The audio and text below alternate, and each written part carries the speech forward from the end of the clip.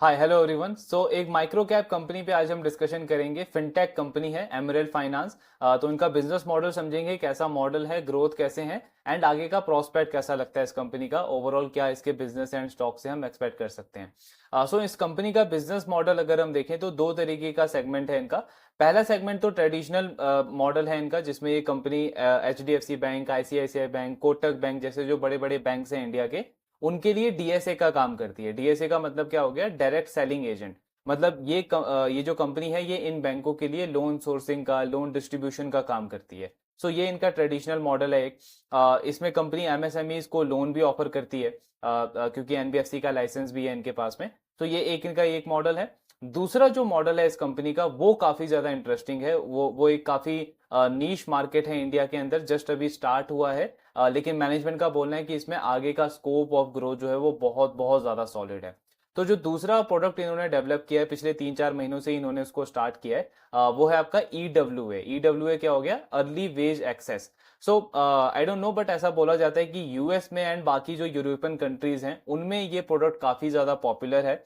तो किस तरीके का प्रोडक्ट है ये जो कंपनी ऑफर करती है? इसमें बेसिकली होता क्या है? फॉर एग्जाम्पल, अगर मैं एक एम्प्लॉय हूँ किसी कंपनी का एंड मंथ में मुझे एक फिक्स सैलरी मिलती है, तो सैलरी मिलने के बाद मेरे जो मंथली एक्सपेंसेस हैं, फॉर एग्जांपल 10-15 डेज के अंदर वो सारे जो जो एक्सपेंसेस थे मेरे, वो कवर करने में मेरा पूरा सैलरी चला गया। बट अब यहाँ से मुझे बाकी का मंथ और स्पेंड करना है, मेरे 10-15 दिन का और डेली एक्सपेंसेस है जो मुझे मैनेज करना है, लेकिन मेरा सैलरी जो है वो अगले महीने आएगा। तो उस टाइम पे मेरे पास ऑप्शन क्या बचता है? एक तो ट्रेडिशनल ऑप्शन है कि मैं अपने कॉर्पोरेट के पास में जाऊं एंड नेक्स्ट मंथ का एडवांस में कुछ सैलरी वहां से ले लूं, और फिर जो मेरा एम्प्लॉयर है वो नेक्स्ट मंथ उसमें से डिडक्ट कर लेगा। लेकिन यहाँ पे एक इशू क्या आता है, जो आपका एम्प्लॉयर है उसके लिए उसको खुद का फंड वो यूज करना पड़ता है। वो खुद का फंड कुछ टाइम के लिए आपको देगा, देन नेक्स्ट मंथ जब उसको सैलरी देनी है आपको, तब वो आपके सैलरी में से उसका डिडक्शन करेगा। तो बहुत सारे कंपनीज हैं जो आज के टाइम पे इसको अवॉइड करते हैं करना, बिकॉज उनका खुद का भी ग्रोथ के लिए, वर्किंग कैपिटल के लिए उनके फंड की रिक्वायरमेंट होती है उनको। तो एक उनके एंड पे ये प्रॉब्लम हो जाता है, प्लस एक हेडेक भी है उनके लिए अलग से कि ये सारी चीजें मैनेज करनी है। दूसरा, अगर हम एम्प्लॉय के पॉइंट ऑफ व्यू से सोचे तो आजकल बहुत सारी ऐसी फिनटेक कंपनीज आ गई हैं जो आपको 1 डे लोन या 5 day loan, 1 week loan, 1 month loan, ये सारे लोन ऑफर करती है। बट इसमें इंटरेस्ट रेट बहुत ज्यादा हाई चार्ज किया जाता है। एंड इन केस अगर एम्प्लॉय का कोई फाइनेंशियल प्रॉब्लम आता है नेक्स्ट मंथ और वो उस लोन को रीपे नहीं कर पाता है, तो वो एनपीए बन जाएगा अननेसेसरी, बिकॉज रीपे किसको करना है? एम्प्लॉय को करना है। तो ये दो बड़ी प्रॉब्लम है इस एग्जांपल से अगर हम समझे तो। सो यहीं पे इन दोनों प्रॉब्लम का एक बड़ा सॉल्यूशन है आपका अर्ली वेज एक्सेस। तो ये अर्ली वेज एक्सेस किस तरीके का प्रोडक्ट है? यहाँ पे इस एम्प्लॉय को जिसको 10-15 दिन के लिए जो अपना एक्सपेंसेस मैनेज करने के लिए जो एक्स्ट्रा कैश चाहिए, वो एमरेल्ड फाइनेंस प्रोवाइड करती है इस प्रोडक्ट से, जिसका नाम है आपका अर्ली वेज एक्सेस। इसमें ये कंपनी किसी भी एम्प्लॉय का मंथली जो सैलरी है उसका 40% तक, उसकी सैलरी का 40% तक उसको लोन डिसबर्स करती है। तो यहाँ पे अब क्योंकि ये कंपनी लोन दे रही है तो कॉर्पोरेट के ऊपर से एक बहुत बड़ा हेडेक चला गया। जो उसका एम्प्लॉयर है उसको कुछ ये सारी चीजें नहीं देखनी, ये कुछ मैनेज नहीं करना। लेकिन यहाँ पे एनपीए का जो डिफॉल्ट होने का जो चांस था एम्प्लॉय का, वो भी काफी हद तक रिजॉल्व हो जाता है, क्योंकि जो रीपे करना है वो एम्प्लॉय को नहीं करना है। नेक्स्ट मंथ जो एमरेल फाइनेंस को जो लोन का रीपेमेंट आएगा वो उस एम्प्लॉयर की तरफ से आएगा। तो नेक्स्ट मंथ वो एम्प्लॉयर क्या करेगा? इस एम्प्लॉय की सैलरी में जितना भी उसने अमाउंट लिया है, लोन लिया है एमरेल फाइनेंस से, उसको वो डिडक्ट करेगा एंड एमरेल फाइनेंस को वो अमाउंट देगा, बाकी का जो सैलरी है वो इस एम्प्लॉय को देगा। तो इससे ये दोनों प्रॉब्लम रिजॉल्व हो जाते हैं कि मतलब चाहते हुए भी ये जो एम्प्लॉय है वो अगले महीने डिफॉल्ट नहीं कर सकता, बिकॉज उसको तो रीपे करना ही नहीं है। रीपे जो करना है वो उसके एम्प्लॉयर को करना है। दूसरी तरफ से अगर हम देखें तो एम्प्लॉयर के ऊपर भी ये कोई हेडेक नहीं है कि उसको खुद का फंड यूज करना पड़ रहा है एम्प्लॉय के लिए। उसने एक कंपनी के साथ में टाई अप किया, ये जो कंपनी है ये उसके एम्प्लॉयज को मतलब जो शॉर्ट टर्म जो लोन आप बोल सकते हो उसको, वो प्रोवाइड कर रही है 10-15 डेज का, एंड उसके बाद नेक्स्ट मंथ में उसको वो रीपे कर देना है। तो इस प्रोडक्ट को बोला जाता है early wage access. So management का बोलना है कि यूएस यूरोपियन कंट्रीज में तो बहुत सॉलिड पेस पे ये प्रोडक्ट को यूज किया जाता है, बहुत हाई ग्रोथ है वहां पे, बिकॉज वहां की इकोनॉमी भी अगर हम देखें तो स्पेंडर इकोनॉमी है।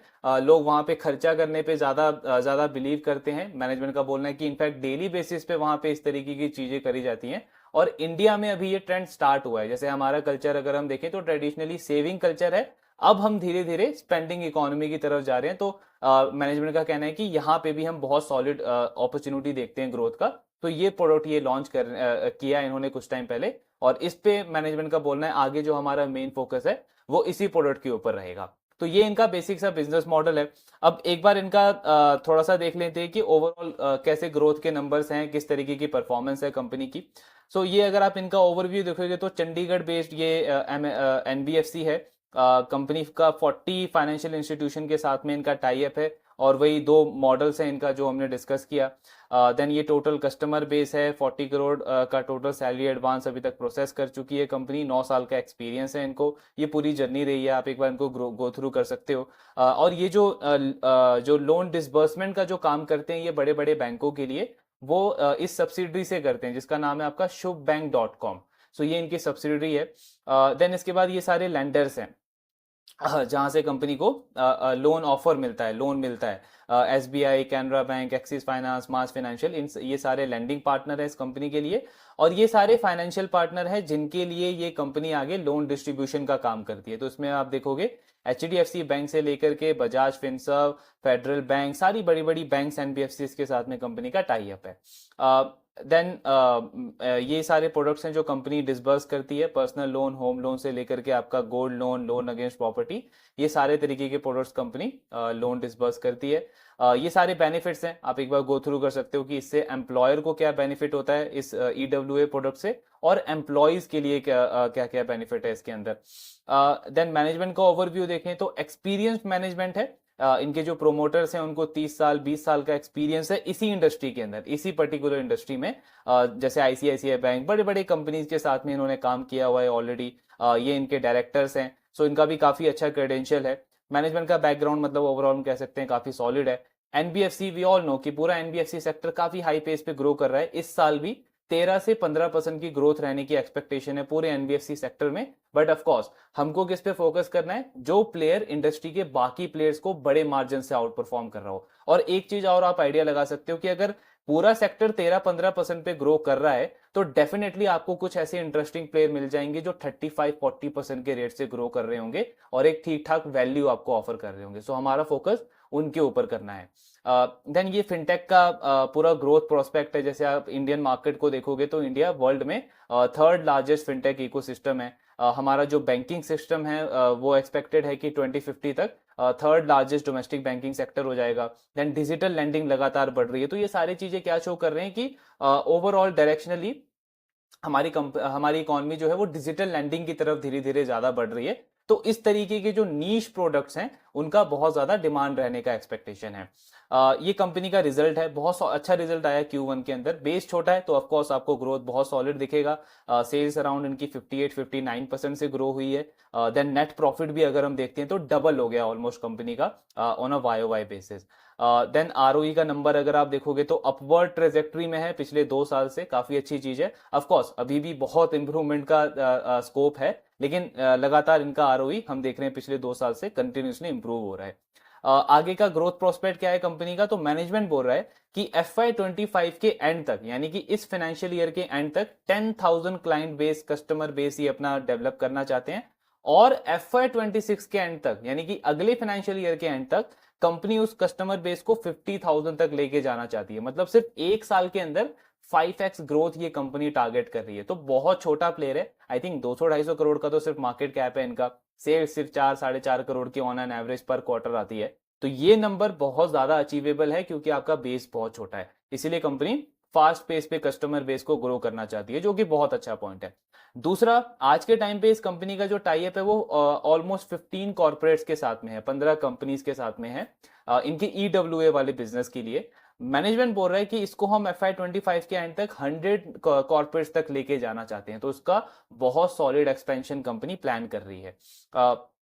मैनेजमेंट का बोलना है कि हमारी जो एबिलिटी है आज के टाइम पे, हम बड़ी से बड़ी कंपनी को ऑनबोर्ड कर सकते हैं जिसका 2000 एम्प्लॉय बेस है, और सिर्फ हार्डली हाफ एन आवर का टाइम लगेगा हमको ऐसी कंपनी को ऑनबोर्ड करने के लिए।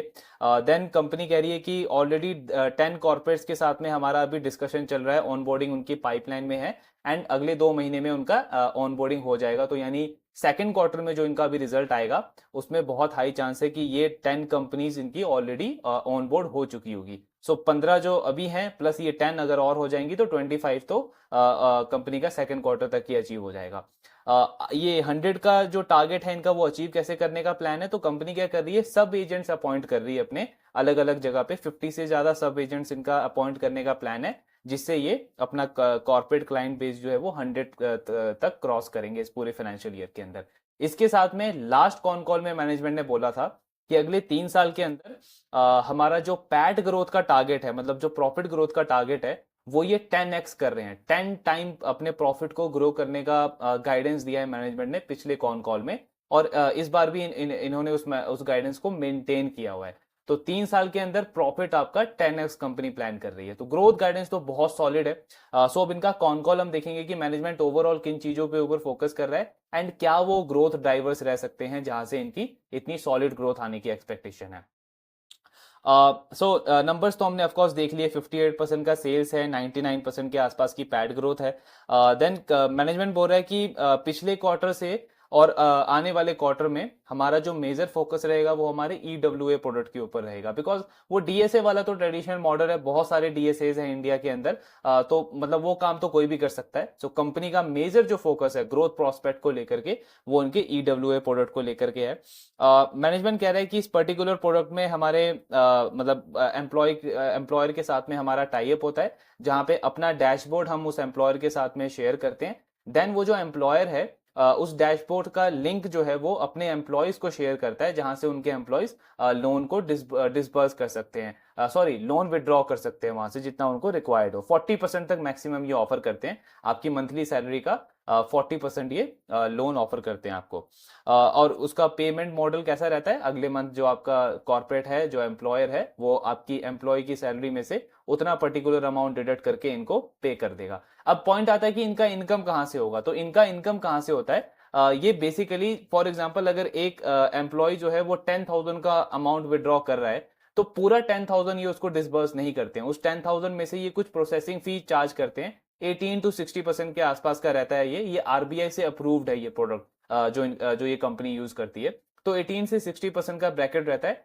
कंपनी कह रही है कि 60% हम चार्ज नहीं करते हैं, उससे काफी कम चार्ज करते हैं। तो फॉर एग्जाम्पल 10,000 का लोन है, तो उसमें कंपनी में भी 20% चार्ज करेगी एंड 8,000 ये उस एम्प्लॉय को वहां पे डिसबर्स कर देंगे। बाकी का जो 2,000 है वो इस कंपनी का इनकम हो गया।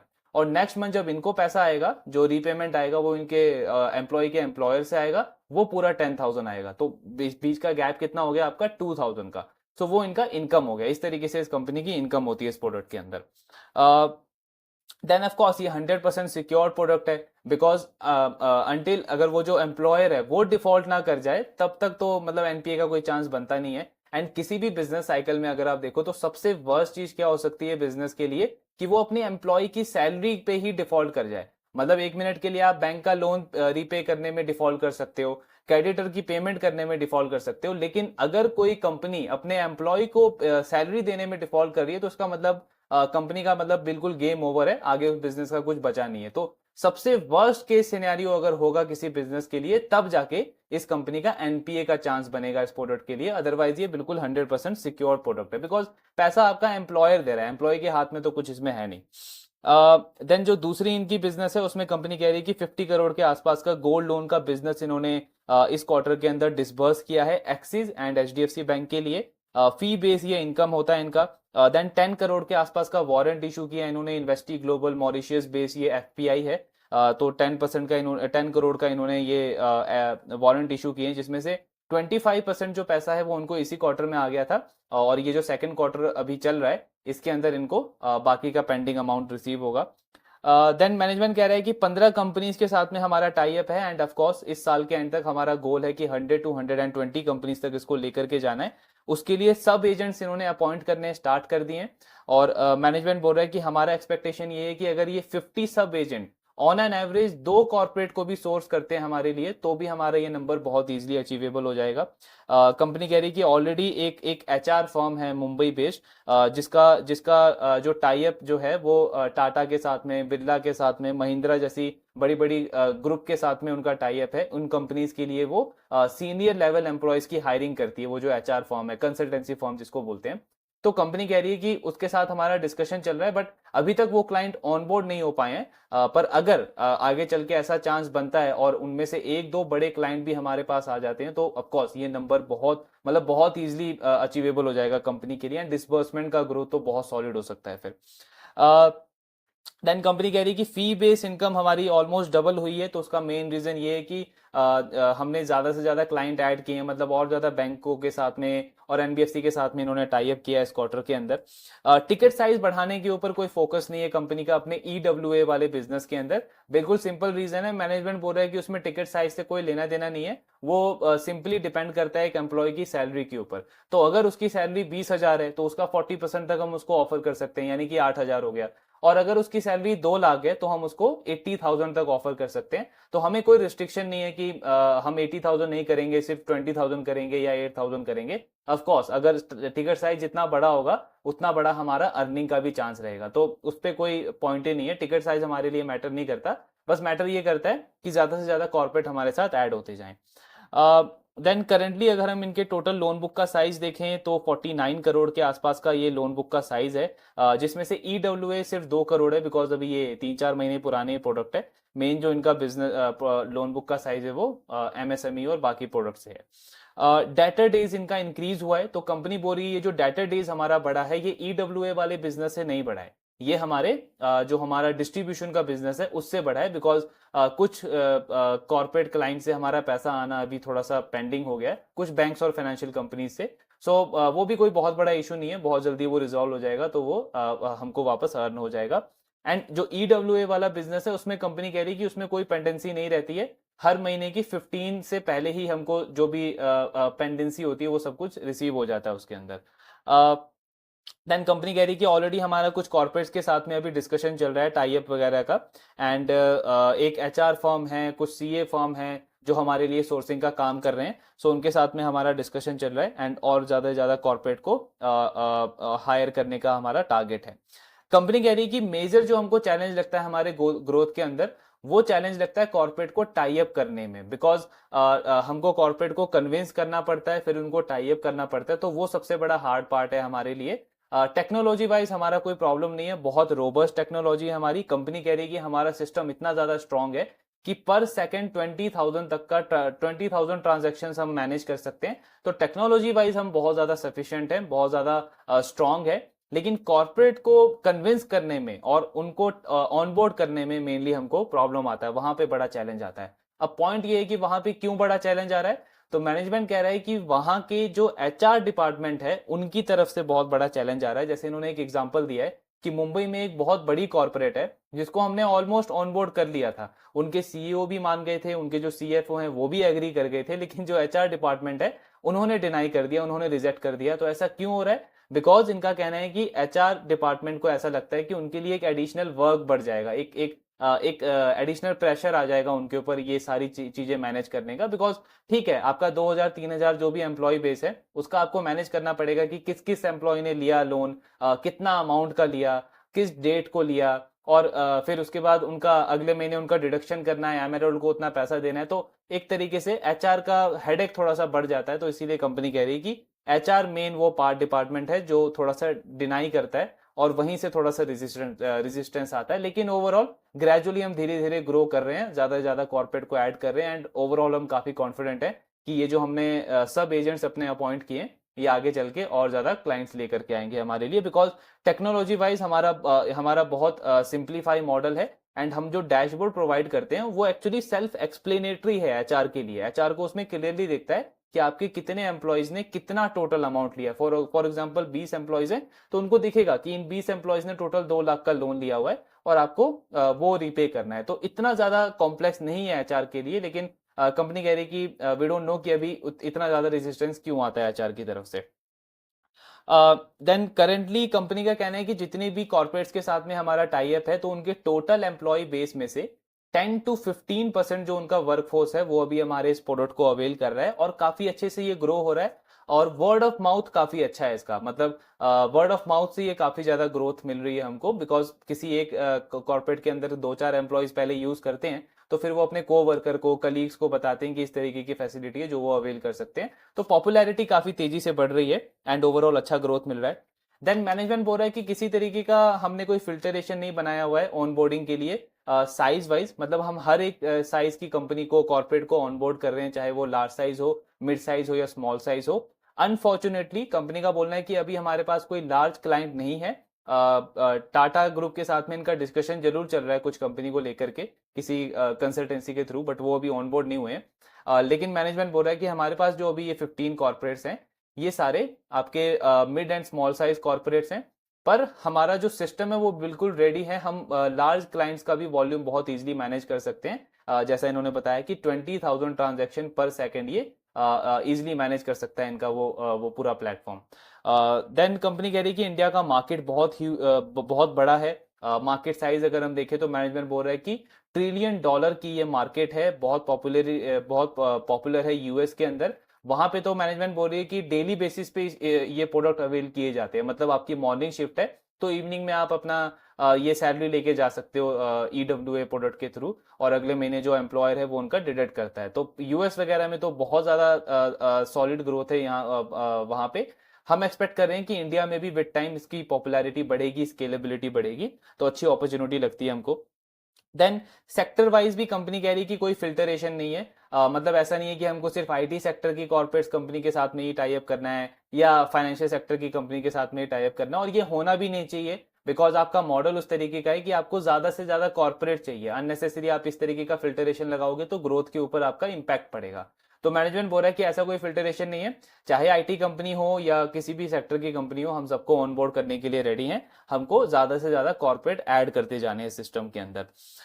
अभी इनका कोई भी गवर्नमेंट कॉर्पोरेट के साथ में टाई अप नहीं है, सारे के सारे प्राइवेट सेक्टर के क्लाइंट्स हैं इनके, और मोस्ट प्रोबेबली आगे चल के होगा भी नहीं, बिकॉज मैनेजमेंट कह रहा है कि गवर्नमेंट कंपनीज के साथ में प्रॉब्लम क्या आ रहा है कि वहां की जो कॉर्पोरेट्स हैं वो अपने एम्प्लॉयज का डेटा शेयर करने में कंफर्टेबल नहीं है। जैसे हरियाणा में इनके कुछ गवर्नमेंट कंपनीज के साथ में वहां पे डिस्कशन चला था, बट एंड में वो पॉइंट कहाँ पे जाके रुक गया कि वो अपने एम्प्लॉयज का डेटा नहीं शेयर कर सकते। तो अगर उनका डेटा ये शेयर नहीं करेंगे तो ये जो कंपनी है एमरेल फाइनेंस, ये उनका केवाईसी कैसे करेगी? केवाईसी के लिए आपको उनका बैंक अकाउंट चाहिए, उनका पूरा डिटेल चाहिए। सो वो सब डेटा शेयर करने में कंफर्टेबल नहीं है गवर्नमेंट कंपनी, इसीलिए मैनेजमेंट बोल रही है उनके साथ हमारा कोई टाई अप नहीं है। एंड लगता भी यही है कि आगे चल के इनका प्राइवेट बेस में ही ज्यादा अच्छा ग्रोथ रहेगा। देन कंपनी कह रही है कि अभी इनके 3 मॉडल्स हैं। एक तो इनका बिजनेस लोन है जो एमएसएमई लोन ये देते हैं, और मैनेजमेंट बोल रहा है कि ये जो आप 49 करोड़ का लोन बुक देख रहे हो उसमें मेजर पार्ट वहीं से आता है। दूसरा हमारा ये जो लोन डिस्ट्रीब्यूशन का काम है जो हम बड़े बड़े बैंक्स के लिए करते हैं वो है। एंड तीसरा हमारा ईडब्ल्यूए जो प्रोडक्ट है, ये वाला प्रोडक्ट है। बाकी हम साथ में और भी प्रोडक्ट्स के ऊपर काम कर रहे हैं, एंड एज एंड व्हेन जब उनका डेवलपमेंट होगा तब ऑफकोर्स हम मार्केट को इन्फॉर्म करेंगे उसके बारे में। 3 मेन कंपटीटर्स हैं इस कंपनी के आज के टाइम पे। एक इनका रिफाइन करके एक कंपनी है चेन्नई बेस्ड, वो है। फिर एक जिफी है, वो एक दूसरी कॉम्पिटिटर है। एंड तीसरा फटाक पे करके एक कंपनी है। ये 3 कॉम्पिटिटर्स हैं। कंपनी कह रही है कि जो इसमें भी जो फटाक पे है वो बेसिकली पर्सनल लोन डिसबर्समेंट के अंदर है। तो ईडब्ल्यूए वाला प्रोडक्ट अगर आप देखोगे तो उसमें हमारे सिर्फ 2 ही और प्लेयर्स के साथ में कंपटीशन चल रहा है। देन करंट यूटिलाइजेशन कितना है इनका? तो मैनेजमेंट कह रहा है कि वैसे तो हमारा प्लेटफॉर्म 20,000 तक का कैपेसिटी रखता है मैनेज करने में, लेकिन अभी यूटिलाइजेशन सिर्फ 900 क्लाइंट्स के साथ में हो रहा है। तो इसीलिए हमारा फोकस है कि फटाफट हम ज्यादा से ज्यादा क्लाइंट्स को ऑन बोर्ड करते जाएं। देन कंपनी कह रही है कि रिस्क वाइज इसमें वही एक ही रिस्क हो सकता है कि कंपनी ही डिफॉल्ट कर जाए, जो एम्प्लॉयर है वही डिफॉल्ट कर जाए, जो कि सबसे वर्स्ट चीज होगा। उसके अलावा कोई कोई और रिस्क लगता नहीं है। एंड मैनेजमेंट कह रहा है कि ऑनबोर्डिंग से पहले हम उस कंपनी का सिबिल स्कोर सारा कुछ बैकग्राउंड चेक करते हैं। तो अपनी तरफ से हम पूरी चेकिंग करके किसी भी नए क्लाइंट को ऑनबोर्ड करते हैं। देन ग्रोथ वाइज मैनेजमेंट बोल रहा है कि अपने लोन बुक को ऑफकोर्स हमारा टारगेट है कि हम डबल करें करंट लेवल से। एग्जैक्ट फिगर अभी दिया नहीं है इन्होंने, बट मैनेजमेंट कह रहा है कि ओवरऑल टारगेट ये है कि इसको हम डबल करें, क्योंकि इसका स्कोप बहुत सॉलिड है और हमें फंडिंग की कोई प्रॉब्लम नहीं है। मतलब बोरोइंग वगैरह हमको इजीली अवेलेबल है स्टेट बैंक से, स्टेट बैंक के साथ में इनका टाई अप है फंडिंग को लेकर के, तो वहां से हमको फंड बहुत इजीली अवेलेबल हो जाता है। तो हमको ग्रोथ में कोई प्रॉब्लम लगता नहीं है। डेफिनेटली हमारा टारगेट है कि इस साल हम हमारे लोन बुक को एटलीस्ट डबल करें। तो ये एक और कंपनी है हमारे लिस्ट में जो इस साल 100% मतलब YOY डबल करने का प्लान कर रही है अपने टॉप लाइन को, अपने लोन बुक को। प्रॉफिटेबिलिटी पे अगर बात करें तो अगेन मैनेजमेंट ने अपनी गाइडेंस को मेंटेन किया है। मैनेजमेंट कह रहा है कि अगले 3 साल के अंदर 10 टाइम प्रॉफिट हम ग्रो करना चाहते हैं, 10x ग्रोथ कंपनी टारगेट कर रही है अपने पैट के अंदर। और ये बहुत ज्यादा अचीवेबल है, बिकॉज इनका पैट अभी है ही कितना, हार्डली 2-2.5 करोड़ के आसपास का एनुअल प्रॉफिट है। तो अगर 10 गुना हो भी जाता है तो भी सिर्फ 20 करोड़ का एनुअल पैट रहेगा। तो वो बहुत ज्यादा इजिली अवेलेबल है, जिस तरीके की ग्रोथ कंपनी रिपोर्ट कर रही है, ये नंबर अचीवेबल है इस कंपनी के लिए। देन कंपनी का कहना है कि एचआर की तरफ से जो इनको जो लग रहा है कि मेन प्रॉब्लम मतलब डैशबोर्ड के रिलेटेड नहीं हो सकता, मतलब कॉम्प्लेक्सिटी की रिलेटेड नहीं हो सकता, बिकॉज इन्होंने जो डैशबोर्ड है इनका वो सेल्फ एक्सप्लेनेटरी है, काफी सारी प्रॉब्लम्स वो रिजॉल्व कर देता है एचआर की तरफ से। मैनेजमेंट का कहना है कि आप इसको मे बी लेजीनेस बोल सकते हो एचआर डिपार्टमेंट का, कि वो थोड़ा सा भी एफर्ट नहीं डालना चाह रहे अपने पार्ट पे, थोड़ा सा उनको कॉम्प्लेक्स लग रहा है। लेकिन उसके लिए भी मैनेजमेंट क्या कह रहा है कि हम बैकएंड में कुछ टेक्नोलॉजी प्लान कर रहे हैं जो इन प्रोसेस है, जिससे क्या होगा कि डायरेक्टली हमारे थ्रू ही एचआर के प्लेटफॉर्म के ऊपर सारा कुछ डेटा अपडेट हो जाएगा। तो उसके ऊपर हम काम कर रहे हैं, और जब भी वो प्रोडक्ट मार्केट में आ जाएगा तो ऑफ कोर्स उससे एक और क्लाइंट एक्विजिशन के अंदर एक अच्छा ग्रोथ मिलेगा कंपनी को। डाइल्यूशन पे कंपनी कह रही है कि और इक्विटी डाइल्यूट करने का अभी कोई प्लान नहीं है, मतलब नियर फ्यूचर में फंड रेजिंग प्लान नहीं कर रही है कंपनी। डेट टू इक्विटी अभी बहुत कम है कंपनी का, 1 के आसपास है, तो मैनेजमेंट बोल रहा है ये तो यहाँ से और बढ़ना चाहिए, डेट हमारा 7 टाइम जाना चाहिए डेट टू इक्विटी, तो मतलब लिवरेज बढ़ेगा तो आपका आरओई बढ़ने का चांस है। देन कंपनी बोल रही है कि एनपीए हमारा 0 है लास्ट क्वार्टर में, और बिल्कुल हम जो इस बिजनेस को रन कर रहे हैं एक बनिया बनिया की तरह इस बिजनेस को रन कर रहे हैं। हमारा कोशिश है कि एनपीए हमारा कम से कम रहे, और हमारा ये एक्सपेक्टेशन है कि जिस तरीके का ये मॉडल है आगे भी एनपीए हमारा बहुत लो रहना चाहिए, बिकॉज अल्टीमेटली जो पे कर रहा है आपको वो एम्प्लॉयर पे कर रहा है, तो एम्प्लॉय के हाथ में ऐसा है नहीं कि उसका कुछ इनडिसिप्लिन आपके लिए एनपीए का प्रॉब्लम क्रिएट करे। मेन जो डिपेंडेंसी है वो आपके एम्प्लॉयर की तरफ है। तो ये पूरा कॉन कॉल था इस कंपनी का। नंबर्स तो बहुत अच्छे रिपोर्ट करे हैं इन्होंने, और अगर हम मॉडल भी देखें तो अच्छा मॉडल लगता है, इंटरेस्टिंग मॉडल लगता है, स्केलेबल किया जा सकता है। इंडिया में हार्डली 2-3 प्लेयर्स हैं जो अभी इसको कर रहे हैं, और बहुत बहुत ज्यादा इनिशियल स्टेज पे है अभी ये पूरा का पूरा प्रोडक्ट। तो स्केलेबिलिटी का चांस तो बहुत ज्यादा है। गाइडेंस भी बहुत सॉलिड दिया है मैनेजमेंट ने, इस साल डबल करने का टारगेट है, अगले 3 साल में 10 टाइम प्रॉफिट करने का टारगेट है, तो ग्रोथ गाइडेंस बहुत सॉलिड है। अब stock opportunity point of view से अगर हम बात करें तो मतलब पर्सनली मेरा ऐसा मानना है कि मैं थोड़ा सा एग्जीक्यूशन देखना चाहता हूं इनका, बिकॉज एक थोड़ा सा नया मॉडल है, मैनेजमेंट किस तरीके से एग्जीक्यूट करता है वो थोड़ा 1-2 क्वार्टर का अगर कंसिस्टेंसी देखे तो थोड़ा सा और ज्यादा कन्विक्शन बढ़ेगा। वैल्यूएशन वाइज मतलब अगर हम देखें तो मतलब कुछ भी नहीं है, 40-50 का पी मल्टीपल है, ग्रोथ प्रोजेक्शन इतना सॉलिड है मैनेजमेंट का, एंड जैसा अभी करंटली परफॉर्म कर रहे हैं तो बहुत ल्यूक्रेटिव लगता है स्टॉक ऑफ कोर्स। लेकिन थोड़ा सा बिजनेस वाइज थोड़ी सी स्टेबिलिटी देखना थोड़ा सा ज्यादा कन्वीनियंट होगा। तो ट्रैकिंग कंटिन्यू रखेंगे इसका, देखेंगे आने वाले क्वार्टर्स में कैसी परफॉर्मेंस रहती है कंपनी की। सेकंड क्वार्टर में रिजल्ट आएगा तो वहां पे और थोड़ी थोड़ी चीजें क्लियर होगी कि मैनेजमेंट कितने अच्छे से एग्जीक्यूट कर पा रहा है चीजों को, और कौन कौन से नए नए क्लाइंट्स इनके ऑनबोर्ड हुए। बिकॉज इतना छोटा बेस है, अगर 1-2 बड़ा कॉर्पोरेट भी आ गया इनके पास तो मतलब ये 4 करोड़ का जो सेल्स है ये बहुत इजीली 20 करोड़ तक जा सकता है। तो मतलब स्टॉक जो हम देख रहे हैं कि अभी लगातार अपर सर्किट पे है, तो वो मोमेंटम कंटिन्यू रह सकता है, उसका चांस बहुत हाई है। बट पर्सनली आई बिलीव कि थोड़ा सा कंसिस्टेंसी देखना थोड़ा सा ज्यादा कन्वीनियंट होगा। बाकी ट्रैकिंग कंटिन्यू रखेंगे। आपके जो भी डाउट्स हैं of course please do let me know in the comment box. Thank you very much.